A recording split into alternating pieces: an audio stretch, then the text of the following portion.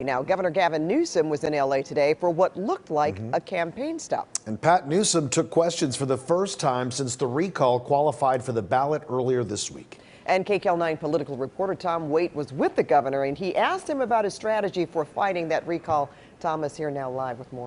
It was interesting, Pat, to talk to him. He definitely, you can feel a sense of urgency from me. You can tell he knows that, his job might be on the line. Southern California is, of course, a massive trove of votes, and it's clear Governor Gavin Newsom knows that he'll need support here to defeat the recall. And as I said today, his tone was intense and full of urgency. We're going to defeat the recall. A defiant Governor Gavin Newsom speaking out in L.A. for the first time since it was announced the recall officially qualified for the ballot.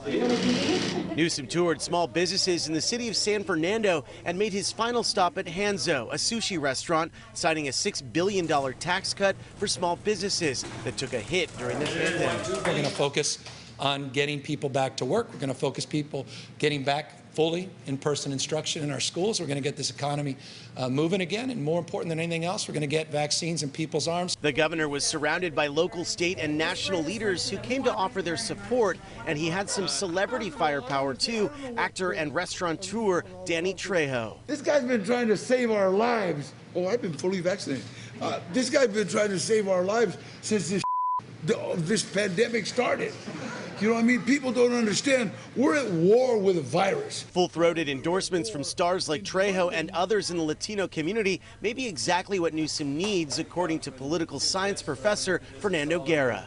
Governor Newsom needs Latinos to, number one, turn out, number two, vote no, to beat this recall. Guerra says there are some early warning signs for Newsom. Early polls suggested that Latinos are not there. Either they are a yes vote on the recall or are uncommitted. Guerra says Latinos make up 22% of registered voters in California. They will be about 1/5 of the voters. So when did you move across the street? Which is why the governor's trip to San Fernando is so unsurprising, where the population here is 93% Latino, according to the latest census data, and why Newsom is in a battle to win over business owners here like Magaly Colelli, who owns Magaly's Tamales and Mexican Grill. Magaly says the governor's tax relief plan is a step in the right direction, but she wants to see results. Right now, it's going to be important, that this goes through, and it's going to be an important for the people to see if it's going to follow through, if they're going to follow through or not. And it's not just the economy and the pandemic facing Newsom. The homeless crisis has shown no signs of ebbing. We asked him about whether the strategy by local and state leaders to address the issue is working. We have advocates here saying more needs to be done to buy tracts of land, put it more temporary housing, do it faster, get people housed. California just did something no other state in American history has ever done. We procured over 6,000 housing units in 5.5 months.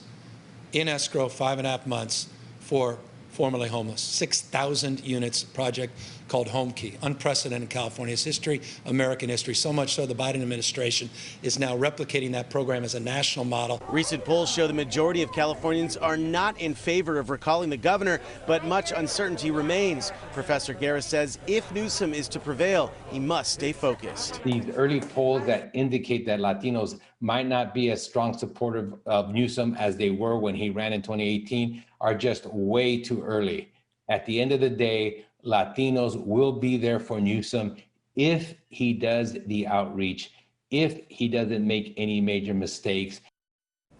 The governor says he still plans on fully reopening the state by June 15th, but Newsom said it's critical the state keeps up its vaccination rate, especially because states like Oregon and Washington are experiencing another surge. Pat, back to you. All right, thanks for that, Tom.